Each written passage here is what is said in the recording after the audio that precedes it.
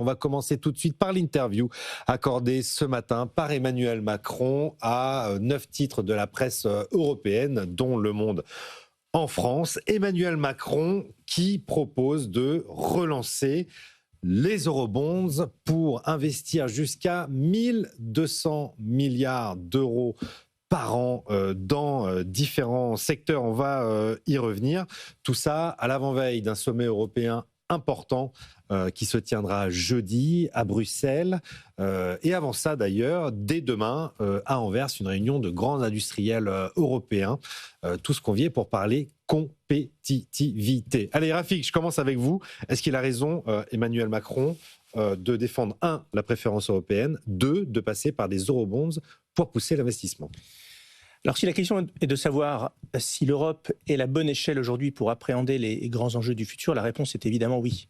L'Europe est la bonne échelle. C'est ce qu'il appelle de ses voeux, une Europe puissance. Nous sommes aujourd'hui face à des mastodontes qui sont dans une logique de puissance et c'est l'échelle européenne qui nous permettra de peser dans le jeu. Des eurobonds, pourquoi pas, mais j'ai le sentiment que, comme souvent, on prend le sujet à l'envers. C'est-à-dire que quand vous avez un projet, que vous soyez un particulier, une famille ou une entreprise, vous avez un projet immobilier et ensuite vous vous posez la question de comment vous le financez. Oui. Vous voulez équiper votre usine, acheter des nouvelles machines et ensuite vous posez la question du financement. Donc je crois que la question cardinale qui se pose avant de celle des eurobonds, qui ne sont qu'un moyen finalement, un moyen de financer un projet, mais c'est quel est le projet ? Quel est le projet ? Quelle va être la singularité ? On fait les choses à l'envers, selon vous. Mais absolument. Les États-Unis, aujourd'hui, sont en train de se spécialiser dans la conception des logiciels, des softwares, des intelligences artificielles, etc. Les Chinois construisent des robots, ils construisent des usines. Les Russes sont dans une logique de conquête territoriale. Alors bien souvent d'ailleurs, chacun de ces pôles le fait en partie contre nous. Donc quel est le projet qui doit être porté par l'Union européenne ? Je crois que c'est la question cardinale. Et il en parle, il faut investir dans la sécurité et la défense, dans les technologies de transition écologique et dans l'intelligence artificielle et le quantique, que vous connaissez bien. Et c'est vrai qu'on a l'habitude de dire très souvent qu'on manque de financement en Europe, qu'on n'a pas la puissance et la profondeur des marchés financiers américains. Donc la question numéro 1, c'est que fait-on ? Quelle est l'Europe que nous voulons dans 50 ans ? Quel est le projet que nous voulons suivre ? Et quel est le modèle de planification ? Et j'ose le mot, et pourtant je suis un libéral, quel est le modèle de planification que nous mettons en place pour arriver à cette Europe puissance dans 10 ans, dans 20 ans, dans 30 ans ? Sachant qu'on ne sera pas puissant dans tout, on ne sera pas puissant dans l'IA, dans les armées, dans la robotique, dans le quantique. Donc il faut faire des choix. Et ensuite, on finance ces choix et les eurobonds, c'est une option parmi d'autres. C'est ce que dit le président de la République. Il parle de protectionnisme dans cette interview. Il faut protéger notre industrie, dit Emmanuel Macron. Et effectivement, pas sur l'ensemble de notre économie. Il faut se concentrer sur certains secteurs stratégiques comme les clean tech, la chimie, l'acier, l'automobile ou la défense. Il a évidemment raison. Le projet, et vous avez raison de commencer par là, je pense que c'est celui d'une Europe souveraine. Souveraineté au plan technologique, au plan industriel, au plan commercial. Et donc, aujourd'hui, on voit bien les dépendances de l'Union européenne et de chacun de ses États membres à l'égard des puissances que vous avez citées et de bien d'autres encore. On pourrait parler de l'Inde également. Je pense que le premier point, c'est quand même de reconnaître à la fois ces dépendances et de reconnaître, c'est pas pour faire de la politique, mais une forme quand même de constance de la part du président sur la défense. 9 ans qu'il défend la souveraineté européenne. Voilà. Depuis le discours de la appelé dans le discours technocratique l'autonomie stratégique, mais qui revient à la souveraineté. Je voudrais revenir sur ces deux propositions. La première, qui est celle de mobiliser l'épargne des Européens, 30 000 milliards d'euros d'épargne, qui aujourd'hui, il faut bien le reconnaître, est en partie captée par le financement des dettes publiques nationales dans l'Union européenne, et en partie qui échappe à l'investissement dans l'Union européenne, puisque, et je crois que ce chiffre est cité dans l'interview au Monde, 300 milliards d'euros par an d'épargne européenne est investi aux États-Unis plutôt que de l'investir dans l'Europe. Moi, j'en tire un paradoxe, c'est que pour réussir à investir, il va falloir se désendetter, en tout cas au plan national, et donc réduire la dépendance finalement à l'épargne européenne de la part des puissances publiques nationales et libérer des marges de manœuvre pour investir dans l'économie productive. Vers le privé davantage que vers le public. Exactement. Et la deuxième proposition qui formule en effet celle d'emprunt commun.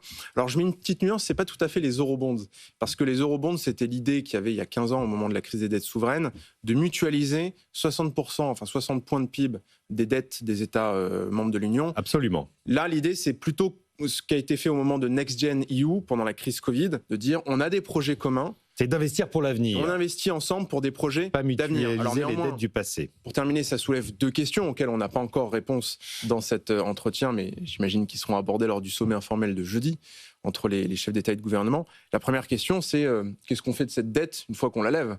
À la fois comment on la loue et puis comment on la rembourse. Est-ce qu'on lève des ressources propres ou est-ce qu'on roule cette dette entre guillemets ? Et puis la deuxième question, c'est avec qui on le fait ? Est-ce que les Allemands sont pour ? Alors finalement, ça leur a été arraché pendant la crise sanitaire. Oui. Mais on voit bien les réticences possibles du chancelier Merz. Oui.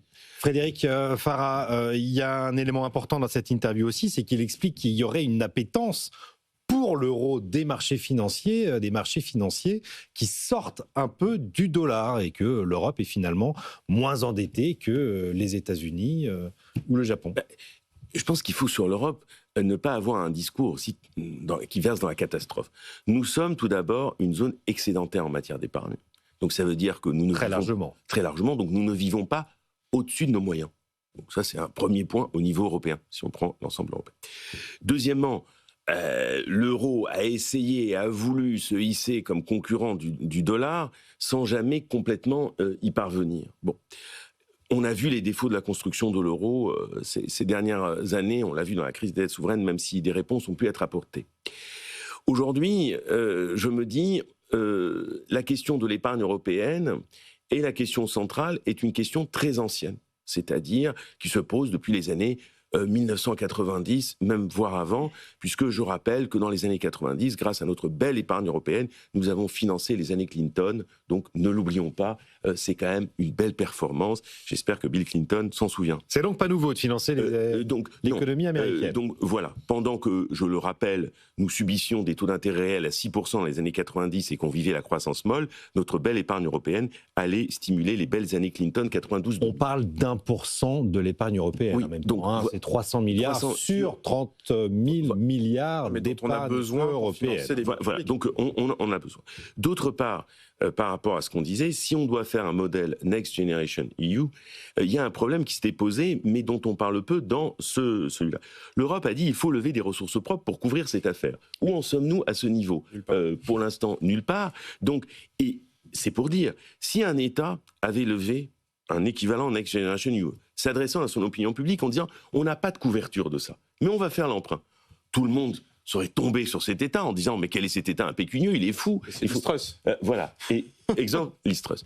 Donc les Européens ont fait ça. Donc on n'a toujours pas les ressources pour couvrir ça, parce que si on ne peut pas couvrir, c'est les États qui vont couvrir. Il faut quand même ne pas l'oublier. Évidemment. Avec l'état des finances publiques que nous connaissons.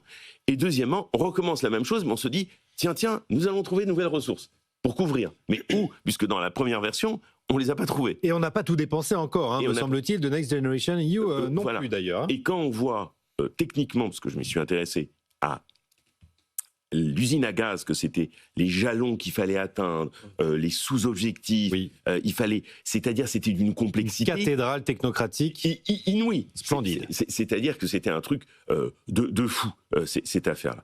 Donc ça, c'est un problème. Donc c'est non pour vous, Frédéric Farah. Pour moi, très mauvaise idée. C'est pas une bonne idée. Alors, le problème, c'est qu'on est coincé. Si, au niveau national, vu l'état des finances publiques, de manière générale, partout en Europe, on ne peut pas s'enterrer avec des rustines, c'est-à-dire la énième modification du pacte de stabilité, qui devient tout aussi incompréhensible techniquement que les précédentes. On l'a simplifié un peu. Quand même. On a un peu simplifié, mais comprennent qu'il pourra par certains aspects, avec des notions économiquement très spectaculaires et difficiles à définir et tomber d'accord, qui sont le déficit structurel et la croissance potentielle. Ça, pour tomber un accord sur qu'est-ce que c'est, voilà, bon, je souhaite du plaisir. Et deuxièmement, au niveau européen, on est dans une usine à gaz. Donc on est un peu coincé, c'est ça qui m'inquiète. C'est pour cela qu'à la limite, je ne sais pas quelle va être la bonne formule, parce que, et je suis d'accord avec vous, dans l'idée, c'est pourquoi faire ? Alors on a des secteurs qu'il veut nous indiquer M. Macron, c'est très bien. Mais je pense qu'il ne faudra pas tout mettre là-dessus. Il faudra réfléchir aussi sur les autres propositions. L'utilisation de l'euro comme arme de change. On avait complètement oublié l'arme de change, on avait pensé que c'était du passé. Voilà maintenant que dans la très bonne étude du plan, on va y venir. Il y a cette proposition-là. Absolument. Il y a l'idée également d'un certain protectionnisme européen, parce que les Européens ont besoin de faire retour sur leur logiciel. C'est-à-dire, quand on a pensé le marché unique, on était au milieu des années 80. Ce monde est fini. Quand Maastricht est né, on était au début des années 90. On a besoin d'une mise à jour. Voilà, donc, une mise à jour qui est nécessaire. Une Europe 2.0. Rafik Smati, on va venir à ce rapport, effectivement, publié par le Haut Commissariat au Plan, un rapport signé Thomas Grébine, qui est intervenant régulier dans les experts. Il sera là jeudi, on pourra en discuter. Et puis, on peut citer Pacôme Lefebvre et Matteo Torres aussi. Ce rapport qui explique que 55% de la production manufacturière européenne est en danger aujourd'hui face aux rouleaux compresseurs chinois. Donc, il faut quand même bien réagir. L'Europe doit réagir. Oui, évidemment que l'Europe doit réagir. Mais vous savez, je me méfie toujours des raisonnements qui partent, qui prennent comme postulat plus de dépenses ou plus de dettes. Le président de la République prend, par exemple, l'exemple de la filière automobile. Il dit qu'il faut investir dans la filière automobile. Je veux bien, mais alors dans ce cas-là, commençons par rendre la conduite autonome de niveau 4 et 5 autorisée en Europe, ce qui n'est pas le cas. Aujourd'hui, vous avez des voitures qui roulent toutes seules aux États-Unis, vous avez des voitures qui roulent toutes seules en Chine, et vous empêchez les acteurs français de se développer dans ce secteur. Commencez par jeter à la poubelle l'IA Act, qui est un acte nauséabond, qui est un acte de régulation, c'est-à-dire l'acte fondateur de l'Union européenne en matière d'intelligence artificielle, c'est un acte de régulation qui met des boulets aux pieds à nos entreprises qui veulent innover. On a des textes qui doivent arriver en 2026, des omnibus, une dizaine d'omnibus, des textes de simplification, effectivement. Allez à Houston, le président appelle de ses voeux aussi. À Houston ou à Shenzhen et vous allez vous prendre une claque. C'est pas les 6 taxis qui vont arriver en 2026 qui vont changer la face du monde de l'Europe. Et je crois que l'idée qui consiste à toujours tout penser, en fait, c'est la primauté de l'État. C'est-à-dire que l'État donc l'État régule, il commence par réguler, et ensuite il vous distribue quelques carottes et il distribue quelques milliards pour que les acteurs économiques puissent investir. C'est pas comme ça que ça se passe. Moi, dans ma vision des choses, l'État doit être force de proposition. Il doit y avoir une commande publique, un petit peu comme aux États-Unis, pour insuffler de l'argent dans le tissu économique. Mais l'État c'est le sujet de la préférence européenne qui est au cœur des discussions là actuelles au niveau européen. Mais il faut commencer par l'enfer normatif. Vous savez, parlons des financements. On dit on a besoin de beaucoup d'argent pour financer notre technologie. Le jour où on a mis en place le RGPD en 2019, vous avez les investissements des fonds américains qui ont chuté en Europe. C'est pas un hasard. Donc je crois qu'il faut mettre les choses à l'endroit, créer les conditions pour que nos business en Europe puissent se développer, débureaucratiser, dénormatiser, et puis changer la primauté du bureaucrate versus l'entrepreneur et l'innovateur. Et ensuite, on se pose la question de comment on finance tout ça. Je voudrais qu'on touche un mot de cette question de préférence européenne. Il y a quand même 2000 milliards d'euros de marché public au sein de l'Union européenne. Est-ce que le véritable levier de la souveraineté européenne, il n'est pas là? Oui, c'est un des leviers. D'abord, juste pour revenir sur ce que dit ce rapport de France Stratégie, qui est vraiment un excellent rapport, il documente de manière assez précise la manière dont la déferlante de produits chinois, notamment au plan manufacturé, risque de s'attaquer au cœur productif de l'Union européenne. Et moi, je trouve assez remarquable le fait d'avoir pris aussi l'exemple de l'Allemagne, parce que évidemment toujours l'habitude de battre notre coulpe, nous Français, mais si on regarde l'Allemagne, les chiffres sont spectaculaires. Un tiers des exportations allemandes sont aujourd'hui menacées par la concurrence chinoise dans le monde. Et c'est les chiffres qui étaient rappelés aussi par le rapport. Sur les 2 dernières années, l'Allemagne perd 20 000 emplois industriels par mois. Donc, c'est aujourd'hui une saignée. 10 000. Moi, j'ai 240 000 emplois depuis 2023. C'est ça, sur 2 ans. Donc 10 000 par mois. 20 000 par mois, si on divise. Oui, 10 000 par mois, pardon. 24 mois. Ça fait 10 000 par mois. Et ce qui est intéressant aussi, c'est que ça concerne tous les secteurs. On avait connu, bien sûr, la déferlante dans le textile, dans les années 2000, les panneaux photovoltaïques dans les années 2010. Et là, ce qu'on voit, c'est que, à la fois, les Chinois jouent sur un écart de coût de 30 à 40%, du fait de subventions publiques massives, du fait évidemment de la sous-évaluation de leur monnaie, du fait d'autres facteurs, notamment le fait que le foncier industriel est beaucoup moins cher. Mais ils combinent ça maintenant à un niveau de gamme et de qualité équivalent, voire parfois supérieur aux produits européens. Si on prend l'exemple des véhicules électriques, on voit qu'en fait, la concurrence est telle que c'est moins cher et parfois de meilleure qualité. Oui. Bah oui. Et donc cette déferlante, elle va arriver sur l'aéronautique, sur la chimie, sur les machines-outils et sur d'autres secteurs sur lesquels l'Union européenne, jusqu'ici, était excédentaire. Alors, juste pour terminer, il y a 2 propositions. Donc, les réponses, voilà, c'est ça. Voilà. Quelle solution face à ça? Non, mais c'était important quand même de revenir sur le constat. Il y a 2 réponses qui sont proposées dans le rapport. La première qui est défensive, Ce sont des instruments de défense commerciale. Effectivement, la préférence européenne sur ces 2000 milliards d'euros de marché public. Une proposition assez spectaculaire qui est d'instaurer une taxe douanière de 30% sur l'ensemble des produits chinois. Je trouve intéressant le raisonnement, je ne suis pas sûr de partager la conclusion. Le raisonnement, c'est de dire aujourd'hui la Commission européenne, elle procède à des enquêtes pour vérifier secteur par secteur lorsqu'il y a ou non concurrence déloyale. Simplement, les enquêtes, elles mettent des années à aboutir et dans l'intervalle, il y a des secteurs qui disparaissent. Donc je trouve intéressant le fait de se dire, est-ce qu'on ne met pas un instrument avant de mener ces enquêtes? Peut-être qu'il faudrait aussi regarder la question des quotas, puisque des quotas d'importation peuvent être peut-être plus intéressants. Et puis la deuxième proposition, je vais rapidement, qui est plus offensive, et qui est de conduire un vrai choc de productivité. Et pas forcément d'ailleurs de le faire en endettant davantage les États membres. Ça doit se faire aussi par une réorientation des modèles sociaux et économiques, et pour le dire très vite, plus de recherche et de développement, et peut-être moins d'investissement, en tout cas de dépenses dans le système de retraite. Ça doit aussi être ça, le raisonnement que les Européens doivent avoir s'ils veulent que le monde continue à bouger, mais ne bouge pas sans eux. Frédéric Farah. Alors, ce qui est bien, c'est qu'on est en train de retrouver, mais en les actualisant, des instruments de la politique économique qu'on avait enterrés. Et parce que aujourd'hui, la Chine, non seulement représente une menace économique, mais elle nous révèle que des choix stratégiques et des orientations que nous avons portées en Europe des années 80 aux années 2000 ont échoué. Quelques explications. Je rappelle que dans un temps pas si lointain que ça, il y a eu une inquiétude européenne sur les voitures japonaises, et une époque, il y a eu des quotas. Comme il y a 20 ou 30 ans en arrière, il y a une trentaine d'années en arrière. Une trentaine d'années en arrière. Alors, on pourrait discuter sur est-ce que c'était efficace ou pas, mais c'était un outil qui a existé. Mais ce qui est fou, c'est l'amnésie économique. C'est-à-dire que j'enseigne beaucoup l'histoire économique. C'est une de mes grandes passions, et quand j'évoque parfois ce qui se passait dans les années 80-90, j'ai l'impression que j'évoque des trucs qui avaient lieu au Moyen-Âge. C'est-à-dire, on parle de 1980. Mais c'est vrai. On a la mémoire courte. Voilà, donc il y a première. De plus en plus. Deuxièmement. Mais est-ce que les quotas ont fonctionné? C'est quand même très intéressant. Non, mais les quotas sur les voitures japonaises ont fonctionné. Les quotas, tirant les expériences du donc, passé. Les quotas ont eu un intérêt, mais aussi leurs limites, parce que qu'est-ce qu'ont fait les Japonais, comme avaient fait les Américains dans les années 60, ils avaient fait ce qu'on appelle des firmes multinationales jump tariffs. Ce qu'on appelle des jump tariffs, c'est-à-dire des firmes internationales qui s'installent dans le pays, qui sautent par-dessus les tarifs douaniers. C'est comme ça qu'on a construit une usine Toyota à Valenciennes. Voilà, par exemple. Et que BYD construit en Hongrie une usine qui produira 300 000 BYD par an. Là, si vous voulez, le problème, c'est que, retrouver des outils qu'on a perdus, l'histoire d'un protectionnisme qui, en plus, le rappelle très très bien le rapport, avait été autorisé dans les statuts du GATT, autrefois. C'est-à-dire que c'était pas quelque chose qui était hostile. D'autre part, il y a aussi un autre problème. Il y a d'accord la Chine qui arrive, mais entre Européens, nous faisons aussi de la concurrence déloyale. Donc c'est ça aussi qui est compliqué. C'est-à-dire, je vous rappelle, vous évoquiez la Hongrie, par exemple. La Hongrie, pendant tout un temps, elle a trouvé que les routes de la soie, qui est la version de la mondialisation chinoise, c'était super. Donc, elle est allée les rejoindre. L'Italie avait fait de même, elle s'en est retirée depuis. Donc, la Chine avait tenté de séduire toute l'Europe à l'époque. Voilà, donc on voit bien que le cheval de Troie, il est là. C'est-à-dire, il est dans certains pays européens qui se font une concurrence. Donc, et c'est là où je vous rejoins. C'est-à-dire que si on ne se met pas au clair entre nous, on va partir en ordre désordonné à la bataille. Deuxièmement, juste pour faire écho à ce que vous disiez tout à l'heure, quelle avait été la stratégie européenne des années 90 à nos jours? Elle avait dit, finalement, les vieilles politiques d'autrefois, de dépenses, d'investissement public, tout ça, ça ne marchait pas. Ils vont faire des réformes structurelles, et une fois qu'on aura fait les réformes structurelles, tout ira bien.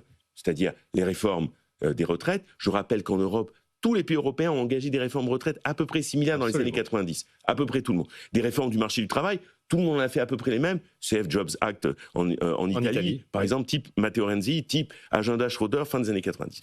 Tout ça avait été mis en place. On a eu une stratégie géniale qui s'appelait la stratégie de Lisbonne en mars 2000. On devait être la première économie de la connaissance en 2020. Voilà. Belle réussite. Depuis, tout ça n'a pas donné exactement ce que l'on espérait. On constate, le rapport Draghi nous l'a dit, qu'en termes de rattrapage par rapport aux États-Unis, c'est plus le cas.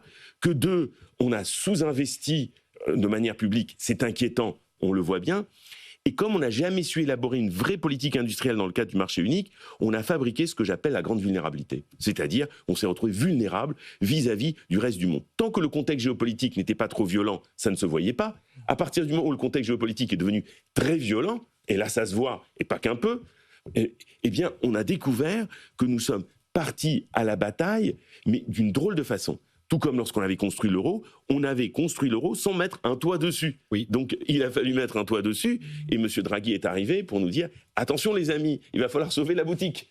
Donc aujourd'hui, je pense qu'il faut réhabiliter des outils, et il faut, entre Européens, essayer de se penser avec un intérêt commun et pas simplement se tirer dans les pattes. Réhabiliter les outils, c'est union budgétaire, pour union compléter budgétaire, l'union c'est monétaire, utilisation du un trésor protectionnisme, européen. manipulation de l'euro de manière agressive pour en faire un instrument de la compétitivité, et effectivement réfléchir au niveau européen pour réfléchir comment faire pour en termes de productivité, de compétitivité, utilisation de la monnaie. Et je vous rappelle quand même, historiquement, avant qu'on fasse le GATT, ce qu'on avait fait avant, c'était des accords monétaires qui étaient de Bretton Woods. C'est parce qu'on a fait un accord monétaire qu'on a pu faire un acte de libéralisation du commerce. Si on ne fait pas l'un et l'autre, par exemple, là, je suivais de très près... sur deux jambes. Par exemple, la stratégie, par exemple, avec l'Inde, on a signé ce traité, je l'ai suivi de très près. Je rappelle que, par exemple, l'Inde utilise sa monnaie comme arme de compétitivité de manière massive. Donc que faisons-nous en face ?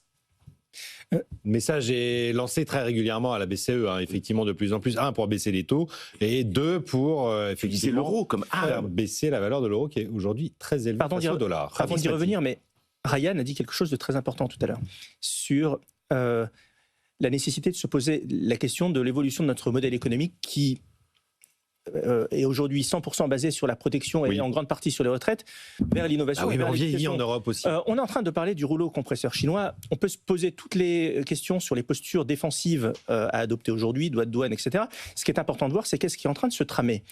Aujourd'hui, nous avons sacrifié l'éducation, et notamment l'éducation scientifique.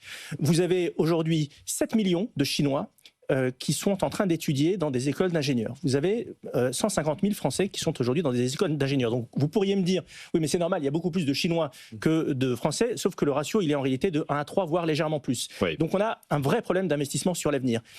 Il y a 30 ans, Raphaël Legendre, les retraites représentaient 7% de notre produit intérieur brut. Et l'éducation représentait 7% de notre produit intérieur brut. Il y a 30 ans, c'était 7%. Donc on a doublé. Et donc aujourd'hui, les retraites représentent 14% du produit intérieur brut.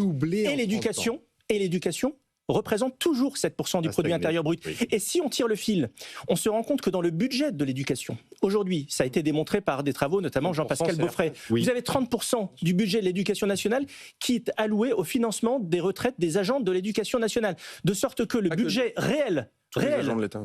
oui, dans tous les ministères, mais de sorte que le budget réel de l'éducation nationale, c'est-à-dire que le budget qui est consacré à l'éducation de nos enfants... Quand on dit qu'on augmente de tant de milliards le budget de l'éducation nationale, le budget réel d'éducation un tiers part dans les retraites, est en train de baisser. Et c'est pour ça que nos profs sont payés au lance-pierre, et c'est pour ça qu'on dégringole dans les classements PISA. Et donc la vraie révolution copernicienne à laquelle nous devons aujourd'hui procéder, c'est accepter collectivement, mais c'est un vrai choc structurel, accepter l'idée que nous réhabilitons le risque. On est quand même le pays qui avons inscrit le principe de précaution dans notre Constitution, c'est quand même constitutif de notre état d'esprit. Eh bien, on n'y arrivera pas comme ça. Si on reste obsédé par le risque, si on reste obsédé par la précaution et par la peur de l'avenir, on n'y arrivera pas. Et la révolution copernicienne, c'est renouer avec l'avenir, renouer avec l'esprit du risque, renouer avec l'esprit selon lequel il faut d'abord créer la richesse pour ensuite la partager. L'esprit de responsabilité, on dit Jean-Dominique Senard et Jean-Louis Bourlange dans un rapport publié il y a quelques jours par l'Institut Montaigne. Bien sûr. Et on doit faire. Il propose notamment de supprimer le principe de précaution.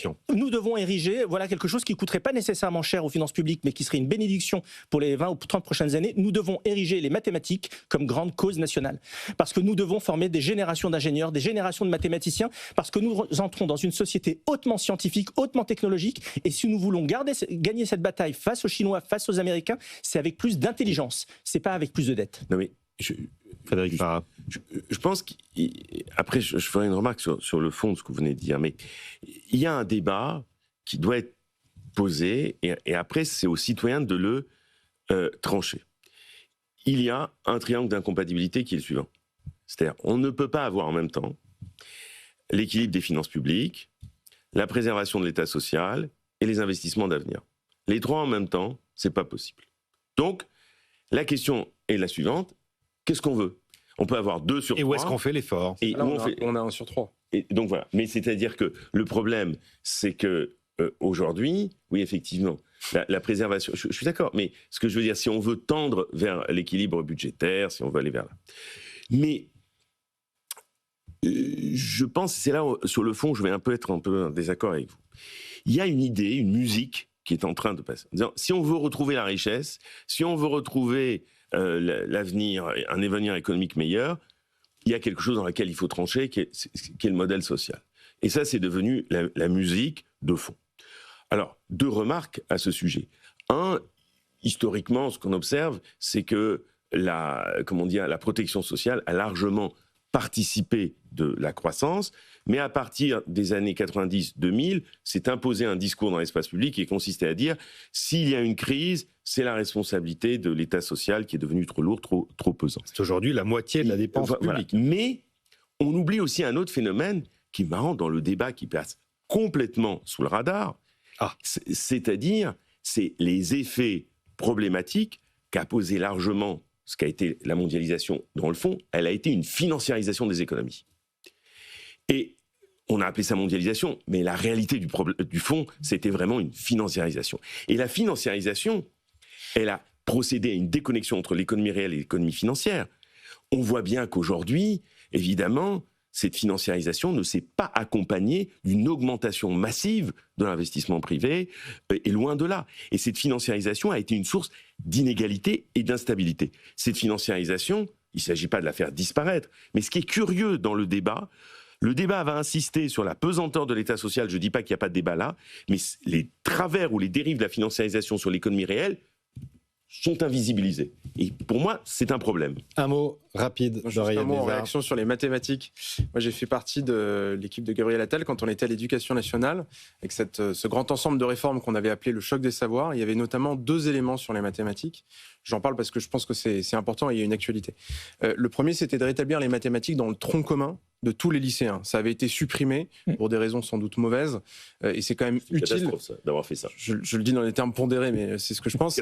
Mais ça permet quand même de réhabiliter les mathématiques en tant que savoir fondamental pour tout citoyen du XXIe siècle. Et puis la deuxième chose, il y a une actualité, c'est pour ça que j'en parle, c'est que tous les élèves de première cette année vont passer leur bac de mathématiques. On a créé un nouveau bac anticipé comme le bac de français en première, on verra les résultats, mais c'est important de réhabiliter encore une fois les mathématiques, les sciences en général, et de considérer qu'on ne peut pas être un citoyen éclairé et armé au XXIe siècle si on n'est pas formé à ces disciplines-là. Et ça, c'était pas une révolution, mais en tout cas une évolution au sein même de l'éducation nationale qu'il fallait porter, et c'est important de la préserver pour les prochaines années. Je fais juste, parce que c'est pas l'objet de notre débat. La réforme du lycée tel qu'elle a été pensée était vraiment un problème à bien des étages, mais ça sera un autre débat. On va en parler pendant la coupure pub, et puis on se rejoindra après. On sera sûrement d'accord. Pour quelques bonnes nouvelles.